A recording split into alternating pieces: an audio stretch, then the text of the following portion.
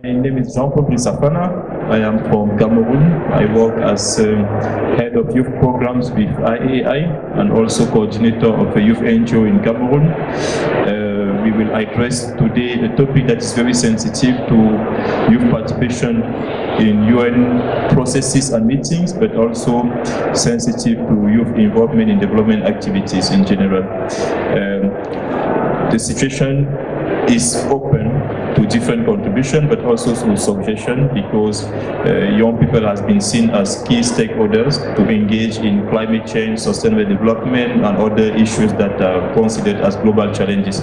But there's a key problem that still remains, is the problem of resource mobilization to empower young people, but also offer them the opportunity to participate in addressing those challenges we face. And we would like to address that because we know that the problem exists, and we know that so many young people around the world, not only in developing countries, but also in developed countries, are facing issues to have access to policy participation and also development activities. And we want to address that with specific recommendation that will help us to make sure that the problem is well known by the people who are involved in making the decision, but also to those who are able to support in making the problem being solved.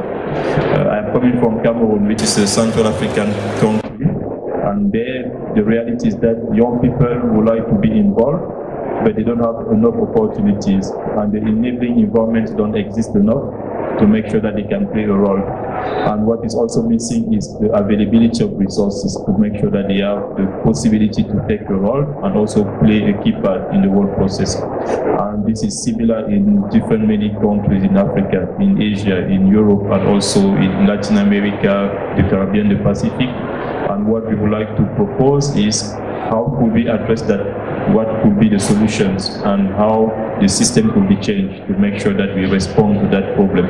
So I am here with Mohammad Bakreba and Miroslav Polzer, and I will now turn to Miroslav Polzer to explore with him which type of solutions could be brought in order to make sure the problem has specific ways to be solved.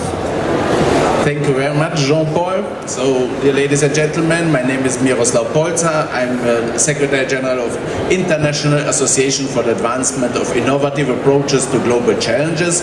This is UNFCCC accredited and ECOSOC accredited and DPI accredited civil society organization based in Klagenfurt in Austria. And our name is already our mission statement. We really want to find new approaches to addressing global challenges, and we want to also advance these approaches. And a key area where we see need for action, this is youth engagement in global challenges action. And here we are at the COP21 in Paris to present some very concrete initiatives, how young people can be mobilized, how the creativity and all these human potentials of young people can be mobilized in a meaningful and rewarding way, so that young people can help the world to solve the big problems of our time. So one initiative we have is the Global Challenges Youth Music Contest, and this we will have today in the afternoon also a side event at the UNESCO Pavilion, where the winners of the competition will be presented. So this is just a side information, but the main topic and initiative that we want to present here is the initiative Give Youth a Chance. And the idea is that young people, in order to be really positive elements of society and also to prevent clashes and societal unrest, we need really give young people opportunities so that they can play a positive role in society, in global society and local society. And for this we have to be also to be ready to take our wallets and put money on the table and really to equip young people with the resources they need. And the Give Youth a Chance resource mobilization campaign is organized through the Global Challenges Foundation New York that our team has established 2 months ago in New York. And this is a 501c3 tax-exempt organization in the US, which is now registered on the crowdfunding platform Razoo. And we now plan to use this platform for resource mobilization for different youth engagement activities in Global Challenges Action. One is we want to help young people to participate in the next Conference of Parties in Morocco and in the Conference of Youth, which will precede the COP22 in November next year. And we want also to mobilize funding for our interns. We are starting an internship program in February next year, and as we are also signers of the petition Unpaid is Unfair, which addresses the topic of unpaid interns in the UN system. We want really to help our interns to get the financial resources so that they can have an internship that will not bring them to the brinks of ruin, because they will have to raise all the money themselves. So we support them with our crowdfunding initiative. And the third initiative that we are offering now, a new way to mobilize resources for, are the Global Challenges Youth and ICT Centers, which is a new element but very important in the systemic setup for youth engagement in climate action, to have on the local level a place, a real physical place, but also an institutional place where young people can come, get access to technology, access to knowledge, access to all the tools to document and verify what they are doing for achieving climate goals, but also sustainable development goals, and to connect this with the global flows of knowledge, funding, social energy. So for these 3 programs, on the one hand, COP12, COP22, for our internship program, and for the Global Challenges Centers we have this platform, and people can become active themselves. They can look it up, they can start their own fundraiser, and once there are the resources there, we would be ready to come to these places where this resource mobilization has been successful, and to help set up Global Challenges Youth and ICT Centers, which is then really some kind of transformation station, which really brings these big flows of resources to these local levels where these young people are that want to connect with our work. Thank you, Miroslav. Mohammad, you are coming from an Asian country. You are also probably facing that issue of raising resources for young people. What has been your experience so far, and which type of solution did you apply, or do you expect to see happening based on what Miroslav has highlighted? Well, thank you very much. Yeah, I'm coming from an Asian country. I was just in Russia working on global youth volunteering program. And the interesting fact is that ultimately it's a culture to solve global issues, that people are somehow think that if there is no enough funding or resources, then there is always a limitation to the deliverables in real life. Of course, as Myro said, that the funding is very important, the resources are very important. For us, particularly in the Middle East, you know, the youth have been working very hard recently to have their voice heard in a way, and the Arab Spring was one of the examples. Unfortunately, what's happening in the Middle East is not as was planned. You know, the youth is still not having their voice heard. They're not into the decision-making process yet. They're not fully engaged. So I think resources is not limited only to fund. Resources is also is to give them a chance to have a role in taking a process of decision making, and also to give them accessibility to the international platforms, like United Nations COP, and international innovation, where the youth in the Middle East, in my region, they actually can contribute to the global problems, because the situation for the youth in the Middle East, it's you know, it looks like a black future for most of the people in the Middle East, because you know they don't know what's happening. The region is really troubled politically, a lot of conflicts, and as you know, there's a lot of terror attacks in the Middle East. So we, I think, by giving accessibility to the youth, to the global resources, give them chance to be part of the international community by actual activation to come to international events. This is something will slow down a lot of troubles and tension in the Middle East. I think also, youth have, the culture of global youth, that they need to have chances to contribute, because as Maru just said, there's a lot of innovation, there's a lot of creativity, there's a lot of ideas and power. We have 1.8 billion people who are very active, who are very keen to do something. I mean, we travel around the world, young people travel, if you compare old people to, young people, they have the capacity to travel around the world, to make a change, to use the technology, to advance ideas, to initiate initiatives. So this is like a soft power should not be wasted, And as Myro said, to have a platform where people can come, perhaps to New York or in Europe or in Africa, which this model would be copied in the Middle East as well, or Asia, where people from around the region would come to learn and have accessibility to technology and resources. I think this is something going to be phenomenal. Okay, so we see that there's a possibility to solve the issue, and also the plans, the concrete ideas that the Glocha Foundation is proposing based on the experience that we know so far from different regions of the world, and that has been affecting young people. So it's time now to invest and to support those youth, and also to make sure that we walk our talk. It's not about saying we want to support youth participation without providing them the resources.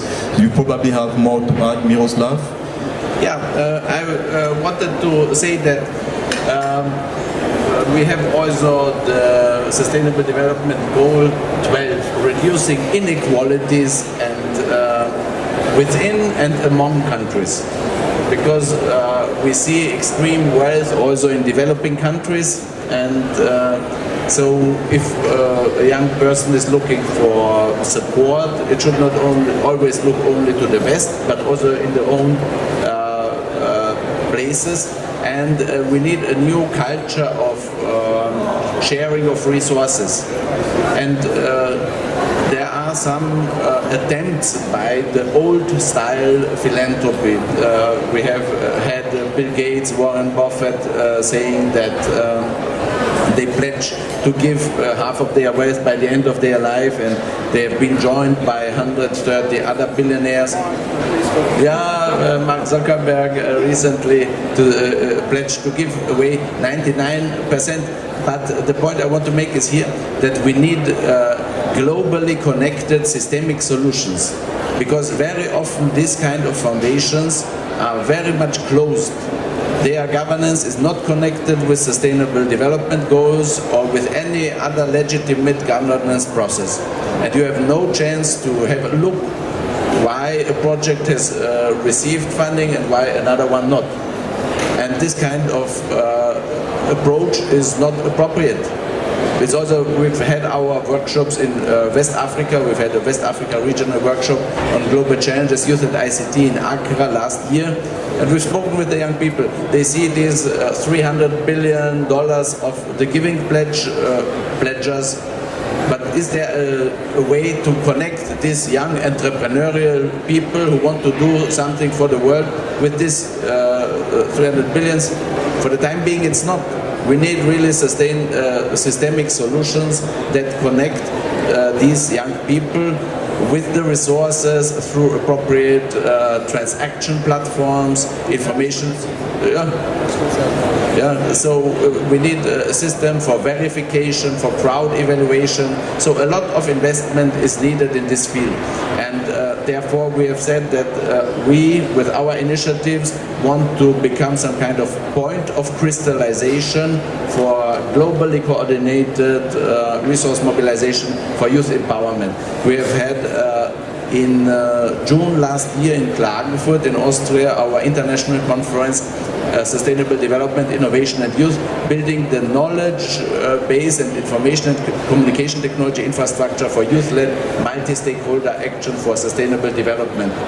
So it was really what we need is investing at least a few $100 million or euros into setting up the infrastructure that would connect young people with these global processes and also connect those who have resources with very good micro projects, micro social entrepreneur projects that would be somehow eligible and really appropriate recipients of this funding. So the point here I want to make is that we need philanthropy innovation, more global commons thinking, also really thinking how to connect this philanthropy with the knowledge and expertise of decision-making capabilities of a wide population all over the world. This is one thing. The other thing is that there is also the Green Climate Fund, which will have huge resources, but which will again need some kind of institutional, technological infrastructure to reach the young people on the ground. And here very many synergies are possible with our plans.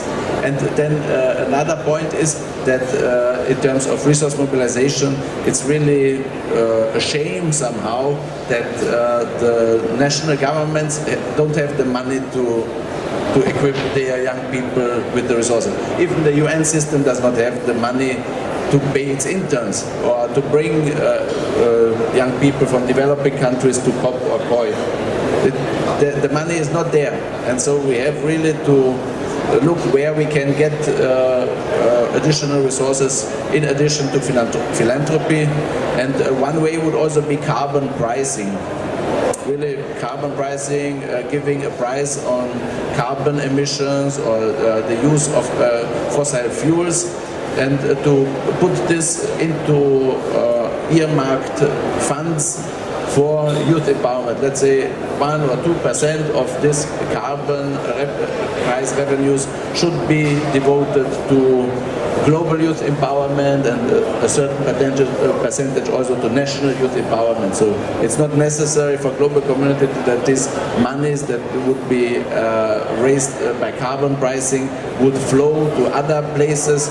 If a country would work with this money on empowering underprivileged youth in their own disadvantaged regions, this should also count in these development efforts and green climate efforts and this kind of thing. So these are some ideas, and an announcement also. In June next year we plan to organize in Klagenfurt a Global Challenges Giving Pledge conference. So to invite people who are ready to share their resources but don't know yet how to do it, that they come and meet with other people who are ready to give away their wealth. It's not needed like in the giving pledge to give 50%. If it's 5% or 10%, it would be already make a big difference if the numbers add up. And in Klagenfurt we will then discuss how such structures could be governed, because it needs to be participatory, open, transparent governance, and we will define the details then in June next year in Klagenfurt, and everybody who is watching this is kindly invited. Thank you, Miro. Mohamed, I will turn to you again.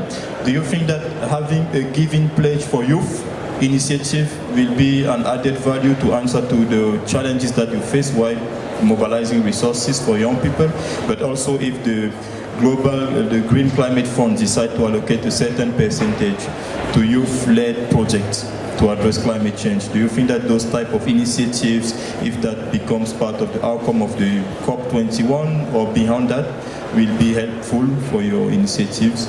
Well, I work in cultural dialogue, so my story was a little bit different because we work on building ourselves by ourselves. So we did not go into governmental grants or sponsorship or fundraising activities because perhaps in the Middle East this is like something a little bit different than what's here in this part of the world. I think getting up with the recommendation to advance or give possibility or accessibility to youth for global fund and villages is very important. Though I don't believe that money is always the problem. Mario is always the purpose of this side event is to address the possibilities of funding and financial resources, mobilization to social initiatives. But I don't believe that we always need money to make the problem. Money is not always the problem. We need the creativity. We need the chances. We need the engagement for youth to make money. If we need problems, if we have problems and want to solve it, we have to think creatively enough to create solutions for the problem and make it sustainable and create more jobs for the youth, led by the youth. So it's a different formula, but I think it all works towards solving our global issues. And I think youth are capable of that. It's needing more of chances, opening doors and windows for the youth to fly, and of course they can make a lot of things. I've been in Moscow and Perm for the International Youth Volunteering Conference for the second time, for the second year. And perhaps in that part of the world it's harder for the youth to get engaged or to learn about what's going on in the international community due to they're not able to fly outside the country or perhaps of the language barrier. But it's when you go there and you try to communicate what's happening perhaps in the UN system or what's happening in Europe or what's happening in the Middle East and discuss on social innovation and how youth can make something in their country and think globally and act locally, you find that the youth are very keen to do it. Though in countries that the media have been promoting it as a country like with high walls. So I think the youth are in need of these chances. So reaching out to youth through technology or platforms like COP21 or COI would be great. And next year, as we've been discussing before the side event, it's going to be in Morocco. So there will be a more chance for people in this region, across the sea, to have broader vision on how to solve their own problems, instead of, and I think if we have the youth if we create a culture of youth that understand their problems and how to solve it, we will stop a lot of global problems. We will stop, the illegal immigration, we will stop, fighting and conflicts, etc., and political conflict as well. So it's more of activation than, allocating resources. This is my own point of view. Thank you, Mohammed. So, providing young people with opportunities, give them a chance to become problem solvers is very necessary, is needed, and also it should be inclusive, adaptable to all regions in the world, which means the solution that we propose will also make a difference because it's about mobilizing those resources for youth development and empowerment, but also making sure that youth are able to raise the resources on their own. So that is a very logical thinking, and I think your last comment will also help us to set the tune in order to make sure that people who are able to donate and to contribute have the space that is needed for that. And that's one of the offers we have. We have a space and approach the systemic mechanism that we have to address a systemic problem. So your last comment, Miroslav. Two things. Now, first, in terms of this entrepreneurial approach, we have to activate young people, but really the resources, they are the key. We can have very bright young entrepreneurs ready to contribute to saving the world. If the barriers to the pots where the resources are too high, then they will fail sooner or later. Because if somebody wants and has the capacity to contribute to halt deforestation or whatever, but on the local level there's nobody ready to pay for it, And the ones with the global programs on the other part of the Atlantic are disconnected from, then this young person will not be successful. We need to connect. In addition to this activation, connection is a key word. And what I wanted to say in this respect is some theory or so of change, what we are using, and also in terms of this market formation that will then connect these local micro-social entrepreneurs with the resources, is that local climate action has a three-dimensional vector of added value. One is market near, and that means it has a direct added value to somebody who is ready to pay for it. And then there is an added value for the local community. And if the local community is organized well enough, they will collect the money and pay for such provision of local public goods. And then there is a global public good added value. And for this is global philanthropy sources, global public funds are ready to pay. And in the future, we need to set up the information system and the transaction systems that will be able to look at these local actions of young people, what they bring in terms of market added value, local added value, and global public added value, and then bring blended financing together, so that we come with 10% or so from global philanthropy or green climate fund or whatever. The local community chips in 20-30%, and the rest perhaps of market near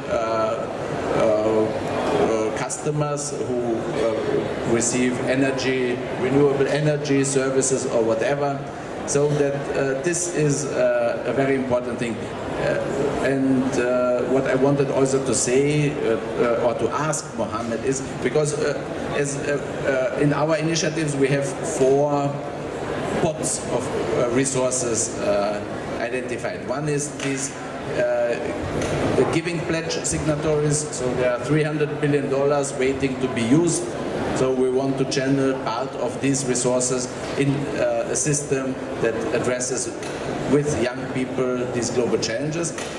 The other pot is Austrian billionaires, because we have in the province where we live, it's a very touristic region. We have 5 or 6 billionaires living there in our neighborhood, and we want sooner or later to get them in the boat. We don't have yet this culture of philanthropic giving in our country, because people say, I have paid my taxes, I have done my duty towards society, but it's changing, because people see those without opportunities, they are coming across the Mediterranean Sea, they are drowning and whatever. So it is connected with this inequality of wealth. So, and also the Pope is saying somehow, to put it brief, dying as a wealthy person is somehow a sin. I would really say that poverty, addressing poverty issues and sharing of resources, this will become in the next 10, 20 years really mainstream. Everybody will say it's not fair if somebody has billions and the other one is dying of starvation or whatever. So we have our Austrians, we are working there with the regional government of Carinthia. We will establish together a Global Challenges Foundation Carinthia, which will be a semi-public institution addressing also local and regional public good issues. And then we are looking also on the wealth in the Gulf countries, because there is extreme wealth in the Gulf countries which could do so much good.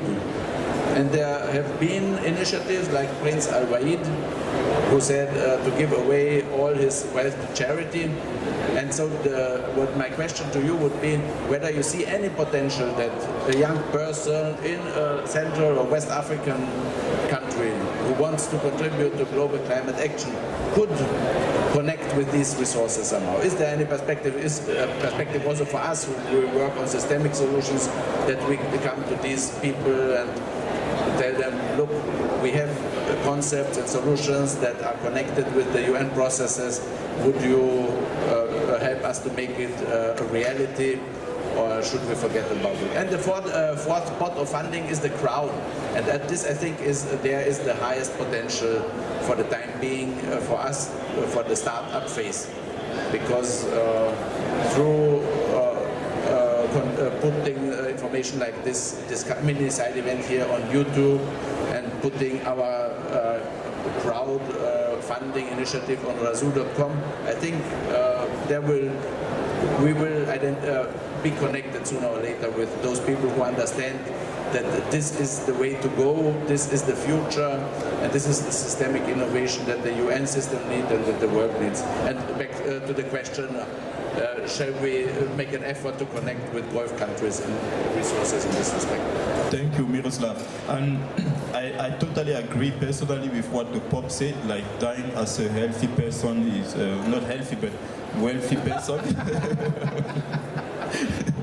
It's a sin, because 2 months ago I read an article online about an old woman from a European country who she had almost 1 million euro as a saving her whole life, and because she didn't trust her grandchildren and her children, she decided to destroy the money. So she spent the last month of her life cutting the banknotes into small pieces, and then she let them there in her room, and when they found her dead, they found the money as well, totally destroyed. And I think that is a very sad story, because this huge amount of money will have been necessary to solve so many problems in different regions of the world. So if she would have listened to our message, maybe she would have changed her mind. Yeah, exactly, because when I saw that story I was really sad and I couldn't do anything because it was too late. And I think your question to Muhammad is actually relevant, and it fits to that case, because if we offer that platform where people who have the wealth listen to the message and they know that they can do something concrete, something useful, and if we have young people that we have identified with the needs, do you think that this will help in a certain way to make sure that the situation is better than what the type of cases that we have? Yeah, I think, first of all, to address that, the issue of people to understand that philanthropy is there, but it's not channeled in the right way. So people do philanthropy, people do their taxation, but it's not in the right approach. They should use this money instead of charity to be an unsustainable giving. It would be turned into a new volume where they can give people money so that people can create another jobs and do something good for the global issues. Answering your question, I think in Gulf countries there's a lot of international organizations working on ground, and there is also initiatives like Prince bin Talal or Sheikh Mohammed bin Rashid Al Maktoum activities, or in Qatar Hamad Al Thani. Qatar Foundation, they all release a lot of money, and they have a lot of programs that help education, youth empowerment, etc., women empowerment, etc. Especially in Prince bin Talal Foundation, there is a lot of programs, and it's open to everyone that you can actually apply online, and then there's a process. But you have to be a sustainable project. They have their own conditions, which is, I think, it's open doors, but no one knows about it. So this accessibility is not promoted enough. And I think having a platform where it can bring the donors as well as the needy people, or not needy, but people who have initiatives together in a systematic approach, somehow accredited by the United Nations or international, perhaps governments, local governments, would be something that facilitate the work, because at the end of the day, there's an interesting debate, because you don't want to have money that goes to NGOs or to civil society or to individuals that are not trusted enough, and then this money will turn to be something like another problem to may fund other kind of activities which is not aimed to be. So this is like an interesting thing to be explored, and more importantly, because in the Gulf right now, crowdfunding or funder generally has to be monitored by the government, and I totally understand that, because they want to make sure that the money being channeled through philanthropical efforts goes in the right way. It's not going to terrorists or any kind of conflicting activities, which makes sense. But at the same time, we need to have a system that makes sure that every money spent in the right way and on the light. Yes. So yeah, I totally agree with your point, and I think there is more to be done here. Unfortunately, up to now, there is no systematic approach. There is no platform that brings the donors to the initiators together. Perhaps, I know there is a lot of efforts. There's platforms was on the ground but died because of communication problems, because of the issues of the founders of the project were not able to communicate enough to the donors as well as the government, so it's a matter of communication. And I think having all these platforms on the internet and then work on we have a lot of media channels here, so perhaps the media channels will address this initiative, and by 2016 we can see something. Thank you, Mohammed. And it's time to give you a chance and to make sure that we have an accountable system that could help to address the systemic problem that exists, but also to encourage those who have the resources to invest toward the society, toward the young people, and to listen to the message that we wanted to share in this mini-side event. So thank you so much, Miroslav. Thank you, Mohammed. And we hope that people will listen to us, we follow this message, and we decide to invest in young people and to give you a chance. Thank you. Bye-bye.